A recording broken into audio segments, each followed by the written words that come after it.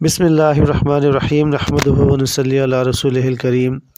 حضور صلی اللہ علیہ وسلم کے والد حضرت عبداللہ کو اللہ تعالیٰ نے بہت زیادہ خوبصورتی عطا کی تھی، جو بھی انہیں دیکھتا اپنے دانتوں تلے انگلیاں دبا لیتا تھا۔ اس لیے مکہ والے بھی آپ سے بہت محبت کرتے تھے، کیونکہ حضرت عبداللہ اپنے چہرے کی خوبصورتی کے ساتھ ساتھ دل کے بھی بہت اچھے انسان تھے۔ غریبوں کی مدد کرنا، یتیموں کے لیے سہارا بننا اور بیوہ عورتوں کے لیے دوڑ دوڑ کر کام کرنا، یہ ان کی زندگی کے خاص عمل تھے۔ حضرت عبداللہ کے چہرے پر ایک نور چمکتا تھا، جو اس بات کا اشارہ تھا کہ یہ ایک ایسے نبی کے باپ ہیں جو ساری دنیا سے گمراہی کو ختم کرے گا۔ ایک دن حضرت عبداللہ بازار سے گزر رہے تھے کہ ایک بہت مشہور جادوگر عورت نے حضرت عبداللہ کو اپنے پاس بلایا۔ وہ جادوگر عورت بہت زیادہ خوبصورت تھی اور اپنے علم اور ہنر کی وجہ سے لوگوں میں مشہور بھی بہت تھی۔ اس نے حضرت عبداللہ سے کہا کہ اے عبداللہ، تمہارے باپ نے زمزم کا کنواں کھودتے ہوئے نظر مانی تھی کہ ایک لڑکے کو ذبح کریں گے، پھر تمہارا نام آ گیا، لیکن تمہاری جگہ 100 اونٹوں کو ذبح کیا گیا۔ آج میں تمہیں 100 اونٹ اس بات کے بدلے میں دوں گی کہ تم میرے ساتھ ایک رات گزار لو۔ حضرت عبداللہ نے کہا، ارے نہیں نہیں، یہ گناہ کی بات ہے، میں ایسا ہرگز نہیں کر سکتا۔ مجھے مرنا گوارا ہے، لیکن یہ برا کام کرنا میں کبھی گوارا نہیں کر سکتا۔ اور پھر حضرت عبداللہ وہاں سے اپنے گھر کو چلے گئے۔ کچھ دنوں کے بعد حضرت عبدالمطلب نے اپنے بیٹے عبداللہ کی شادی مدینہ کے ایک بہت اونچے خاندان کی لڑکی حضرت آمینہ سے طے کر دی، اور پھر کچھ دنوں کے بعد دونوں کی شادی ہو گئی اور حضرت عبداللہ حضرت آمینہ کو لے کر اپنے گھر آ گئی۔ اسی دن شام کو حضرت عبداللہ کو وہی جادوگر عورت بازار میں پھر سے ملی، اور وہ کہنے لگی کہ اے عبداللہ، میں بدکار عورت نہیں ہوں، بلکہ میں ایک شریف گھرانے سے تعلق رکھتی ہوں۔ میں نے اس دن جو تم سے کہا تھا کہ میرے ساتھ ایک رات گزار لو، وہ صرف اس وجہ سے کہا تھا کہ میں یہ تمہارے ماتھے پر آخری نبی کا نور دیکھا تھا۔ میں چاہتی تھی کہ وہ نور میرے بطن میں آ جائے اور میں اس نبی کی ماں بن جاؤں، لیکن تمہاری بیوی آمینہ اس میں بازی لے گئی۔ حضرت عبداللہ اپنی بیوی آمینہ سے بہت زیادہ محبت کرتے تھے۔ حضرت آمینہ بھی بہت زیادہ خوبصورت تھیں۔ شادی کے 2 مہینے بعد ایک رات حضرت عبداللہ نے اپنی بیوی آمینہ سے کہا کہ اے آمینہ، مجھے 3 دنوں کے بعد ملک شام کی طرف کاروبار کے لیے سفر کرنا ہے، تاکہ کچھ پیسے کما سکوں اور اپنے پیدا ہونے والے بچے کے لیے کچھ چیزوں کا انتظام کر سکوں۔ حضرت آمینہ نے کہا کہ آپ چلے جائیں گے تو میں اکیلی رہوں گی، مجھے آپ کے بغیر بالکل بھی اچھا نہیں لگے گا۔ حضرت عبداللہ کہنے لگے کہ اے آمینہ، تم پریشان نہ ہونا، میں بہت جلدی واپس آ جاؤں گا اور تمہارے لیے خوب اچھے اچھے تحفے لے کر آؤں گا۔ اور پھر حضرت عبداللہ 10 لوگوں کے قافلے کے ساتھ ملک شام کی طرف روانہ ہوئے۔ راستے میں ان کی طبیعت خراب ہو گئی اور مدینہ ہی میں اپنی نانی کے گھر رک گئے۔ وقت تو گزرتا گیا۔ حضرت آمینہ ہر روز اپنے شوہر کا انتظار کرتی اور ہر آنے جانے والے سے ان کی خبر معلوم کرتی کہ میرے شوہر عبداللہ کب آئیں گے، لیکن ان کو کوئی صحیح جواب نہ ملتا۔ جب بھی مکہ میں کوئی قافلہ تجارت کر کے واپس لوٹتا تو حضرت آمینہ کے گھر کے دروازے پر کان لگا کر کھڑی ہو جاتی کہ شاید میرے شوہر عبداللہ آ گئے ہیں، لیکن بعد میں خبر ملی کہ حضرت عبداللہ اس قافلے میں نہیں ہیں۔ 2 مہینے کے بعد ان 10 لوگوں کا قافلہ مکہ واپس لوٹا جن کے ساتھ حضرت عبداللہ گئے تھے۔ ان کے مکہ پہنچنے کی خبر ایک دن پہلے ہی مشہور ہو گئی۔ یہ سن کر حضرت آمینہ بہت خوش ہوئیں کہ میرے شوہر واپس آ رہے ہیں۔ حضرت عبدالمطلب بھی بہت زیادہ خوش ہوئے اور لوگوں سے پل پل کی خبریں لیتے کہ وہ قافلہ ابھی کہاں پہنچا ہے، کیا کر رہا ہے، کتنے دنوں میں آئے گا۔ جب یہ 10 لوگوں کا قافلہ مکہ پہنچا تو حضرت آمینہ دروازے سے کان لگا کر کھڑی ہو گئی کہ ابھی میرے شوہر آئیں گے اور میں ان سے گلے مل کر خوب خوش ہوں گی۔ حضرت عبدالمطلب کو بھی جیسے خبر ہوئی تو وہ دوڑتے ہوئے قافلے کے پاس پہنچے، لیکن حضرت عبداللہ نظر نہیں آ رہے تھے۔ پریشان ہو کر قافلہ والوں سے پوچھا کہ میرا لڑکا عبداللہ کہاں ہے، وہ نظر نہیں آ رہا۔ قافلہ والوں نے جواب دیا کہ جاتے وقت مدینہ کے پاس راستے ہی میں حضرت عبداللہ کی طبیعت خراب ہو گئی تھی، اس لیے وہ مدینہ ہی میں اپنے نانی کے گھر رک گئے تھے۔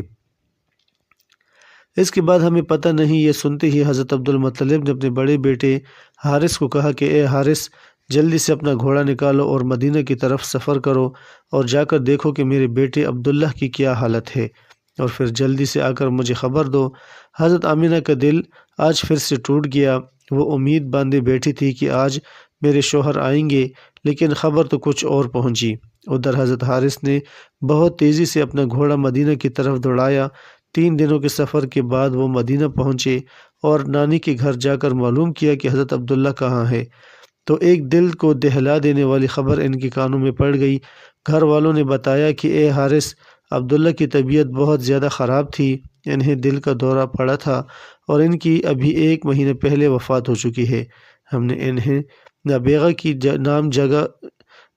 نام کی جگہ پر دفن کر دیا ہے۔ یہ سن کر حضرت حارث کی بھی آنکھوں سے آنسو آ گئے۔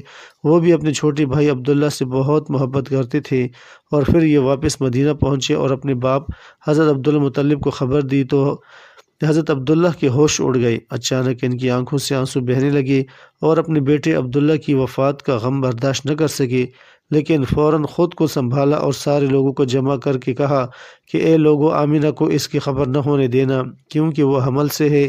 میں چاہتا ہوں کہ میرے عبداللہ کی نسل آگے چلے، وہ بے اولاد نہ رہے، اس کے گھر بھی ایک لڑکا ہو جو میرے عبداللہ کا وارث بنے۔ حضرت عبداللہ نے شفا نامی ایک دائی کو بلایا اور کہا، اے شفا، تم آمینہ کو سمجھا بجھا کر اور بہت تسلی دے کر یہ خبر سنانا کہ ان کے شوہر کی وفات ہو گئی ہے، لیکن دھیان رکھنا کہ ان کے اوپر زیادہ بڑا صدمہ نہ لگنے پائے، کیونکہ وہ امید سے ہے۔ حضرت آمینہ گھر میں بیٹھی انتظار کر رہی تھی کہ حارث اپنے چھوٹے بھائی عبداللہ کو مدینہ سے لے کر آ چکے ہوں گے اور میرے شوہر عبداللہ ابھی مجھ سے ملنے گھر آئیں گے۔ اتنی دیر میں حضرت شفا گھر پہنچتی ہیں اور حضرت آمینہ کو اپنے پاس بلا کر فرماتی ہیں کہ اے آمینہ، تم پریشان نہ ہونا، میں تم کو ایک بات بتانے آئی ہوں، تم خود کو سنبھال لینا، اپنے شوہر کی خاطر اور اپنے اس بچے کی خاطر خود کو سنبھال لینا، کیونکہ تمہیں صدمہ لگنے سے اس 4 مہینے کے بچے کو نقصان ہو سکتا ہے۔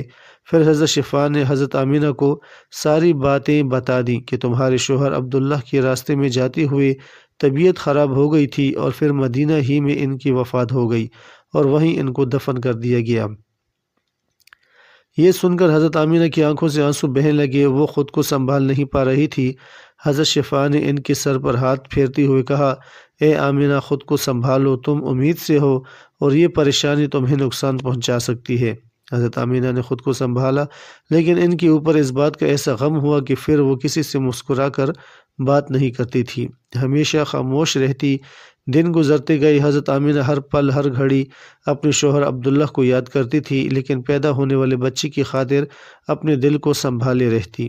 حضرت عبدالمطلب اور ان کے سارے لڑکے دن رات یہی امید لگائے رہتے اور اللہ سے دعائیں کرتے کہ اے اللہ، میرے عبداللہ کے لڑکے کو صحیح سلامت اس دنیا میں بھیج دینا تاکہ عبداللہ کی نسل باقی رہ سکے۔ اسی طرح 9 مہینے گزرے اور وہ دن بھی آیا جب اللہ کے رسول صلی اللہ علیہ وسلم کی پیدائش ہوئی۔ حضرت آمینہ کے گھر بچی کی پیدائش سن کر حضرت عبدالمطلب اس قدر خوش ہوئے کہ دوڑے دوڑے آئے اور اللہ کے رسول صلی اللہ علیہ وسلم کو گود میں لے کر کعبہ میں گئے اور سجدہ شکر ادا کیا۔ پھر حضور کا نام انہوں نے محمد رکھا۔ لوگوں نے جب یہ نام سنا تو کہنے لگے، یہ تم نے کیسا نام رکھ لیا ہے، ہم نے تو آج تک ایسا نام نہیں سنا۔ حضرت عبدالمطلب نے کہا کہ اے لوگو، تمہیں کیا پتہ کہ میرے اس پوتے کی دنیا میں کتنی تعریف کی جائے گی کہ آج تک اتنی تعریف کسی کی نہ کی گئی ہو۔ حضرت عبداللہ کے سارے بڑے بھائی حضور صلی اللہ علیہ وسلم کی پیدائش پر بہت خوش ہوئے، یہاں تک کہ ابو لہب کو جیسے ہی اس کی نوکرانی نے اگر خوشخبری سنائی کہ اے ابو لہب، تجھے بھتیجا مبارک ہو، تو ابو لہب اتنا زیادہ خوش ہوا کہ اس نے اپنی نوکرانی کو کہا کہ جا، آج سے تو اپنے بھتیجے کی پیدائش کی خوشی میں نے تجھے آزاد کر دیا۔ انتقال کے وقت آپ کی عمر 25 یا 28 سال تھی۔ حضرت عبدالمطلب نے آپ کے بھائی حضرت زبیر بن عبدالمطلب کو مدینہ بھیجا اور وہ ان کے جنازے میں شامل ہوئے اور انہیں دارالنباغہ میں دفن کیا گیا۔ نصاب الاشرف البلادرزی جلد 1 صفحہ نمبر 29۔ حضرت سیدہ آمینہ خاتون کے لیے شوہر نامدار کا سانحہ ارتحال ناقابل برداشت تھا کہ ابھی شادی خانہ آبادی کو آخر عرصہ ہی کتنا گزرا تھا۔ آپ کی قلب انور پر اس صدمہ کا کس قدر اثر ہوا، اس کا اندازہ آپ کے ان اشعار سے ہوتا ہے۔ حضرت آمینہ فرماتی ہے، ہاشم کا ایک فرزند بطحہ مدینہ منورہ کی جانب جا کر چاند کی طرح چھپ گیا۔ وہ لاحد میں بہادر جوانوں کے شور و غل یعنی آہ و بکا کے ساتھ جا کر سو گیا۔ مراد یہ کہ لوگوں کو روتا چھوڑ کر موت نے جو ہی اس کو پکارا، اس نے فوراً لبیک کہہ دیا۔ افسوس کہ ہاشم کے اس فرزند کی نظیر موت نے اب اس دنیا میں نہیں چھوڑی۔ اس کے دوست شام کے وقت اس کی لاش کو اٹھائے جا رہے تھے اور وہ از راہ محبت و عقیدت کا اندھا بدلتے اور اس کے اوصاف بیان کرتے چلے جا رہے تھے۔ اگرچہ موت نے ان کو ہم سے دور کر دیا ہے، مگر اس میں تو شک نہیں کہ وہ بہت زیادہ سخی اور غریبوں کے از حد ہمدرد تھے، یعنی ان کے دلوں میں ان کی یاد تو نہیں نکل سکتی۔ یہ مدینہ منورہ کے رہنے والے انصاری ہیں اور مشہور صحابی حضرت جابر رضی اللہ تعالیٰ عنہ کے والد ماجد ہیں۔ قبیلہ انصار میں یہ اپنے خاندان بنی سلمہ کے سردار اور رحمت عالم صلی اللہ علیہ وسلم کے بہت ہی جانثار صحابی ہیں۔ جنگ بدر میں بڑے ہی بہادری اور جانبازی کے ساتھ کفار سے لڑے اور سن 3 ہجری میں جنگ احد کے دن سب سے پہلے جام شہادت سے سیراب ہوئے۔ بخاری شریف وغیرہ کی روایت ہے کہ انہوں نے رات میں اپنے فرزند حضرت جابر رضی اللہ تعالیٰ عنہ کو بلا کر یہ فرمایا، میرے پیارے بیٹے، کل صبح جنگ احد میں سب سے پہلے میں ہی شہادت سے سرفراز ہوں گا، اور بیٹا سن لو، رسول اللہ صلی اللہ علیہ وسلم کے بعد تم سے زیادہ میرا کوئی پیارا نہیں ہے، لہٰذا تم میرا قرض ادا کر دینا اور اپنی بہنوں کے ساتھ اچھا سلوک کرنا، یہ میری آخری وصیت ہے۔ حضرت جابر رضی اللہ تعالیٰ عنہ کا بیان ہے کہ واقعی صبح کو میدان جنگ میں سب سے پہلے میرے والد حضرت عبداللہ بن عمر بن حرام رضی اللہ تعالیٰ عنہ ہی شہید ہوئے۔ حضرت جابر رضی اللہ تعالیٰ عنہ کہتے ہیں کہ جنگ احد کے دن جب میرے والد حضرت عبداللہ انصاری رضی اللہ تعالیٰ عنہ کی مقدس لاش کو اٹھا کر برگاہ رسالت میں لائے تو ان کا یہ حال تھا کہ کافروں نے ان کے کان اور ناک کو کاٹ کر ان کی بدصورت بگاڑ دی تھی۔ میں نے چاہا کہ ان کا چہرہ کھول کر دیکھوں تو میری برادری اور کنبہ قبیلہ والوں نے مجھے اس خیال سے منع کر دیا کہ لڑکا اپنے باپ کا یہ حال دیکھ کر رنج و غم سے نڈھال ہو جائے گا۔ اتنے میں میری پھوپھی روتی ہوئی ان کی لاش کے پاس آئی تو سید عالم حضور اکرم صلی اللہ علیہ وسلم نے فرمایا کہ تم اس پر نہ روو، فرشتوں کی فوج برابر لگاتار ان کی لاش پر اپنے بازوؤں سے سایہ کرتی رہی ہے۔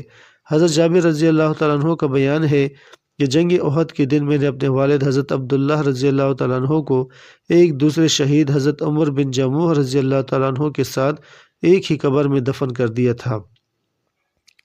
پھر مجھے یہ اچھا نہیں لگا کہ میرے باپ ایک دوسرے شہید کی قبر میں دفن ہے، اس لیے میں نے اس خیال سے کہ ان کو ایک الگ قبر میں دفن کروں۔ 6 ماہ کے بعد میں نے ان کی قبر کو کھود کر لاش مبارک کو نکالا تو وہ بالکل اسی حالت میں تھے جس حالت میں ان کو میں نے دفن کیا تھا، بجز اس کے کہ ان کے کان پر کچھ تغیر ہوا تھا۔ اور ابن سعد کی روایت میں ہے کہ حضرت عبداللہ رضی اللہ تعالیٰ عنہ کے چہرے پر زخم لگا تھا اور ان کا ہاتھ ان کے زخم پر تھا۔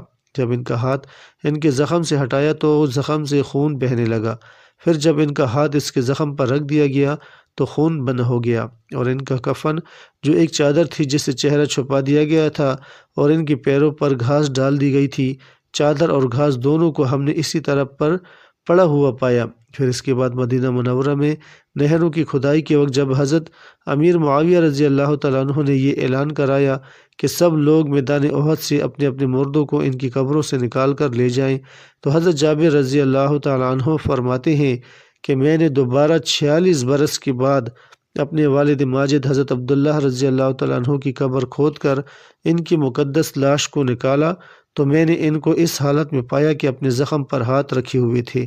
جب ان کا ہاتھ اٹھایا گیا تو زخم سے خون بہنے لگا، پھر جب ہاتھ زخم پر رکھ دیا تو خون بند ہو گیا، اور ان کا کفن جو ایک چادر کا تھا بدستور صحیح و سالم تھا۔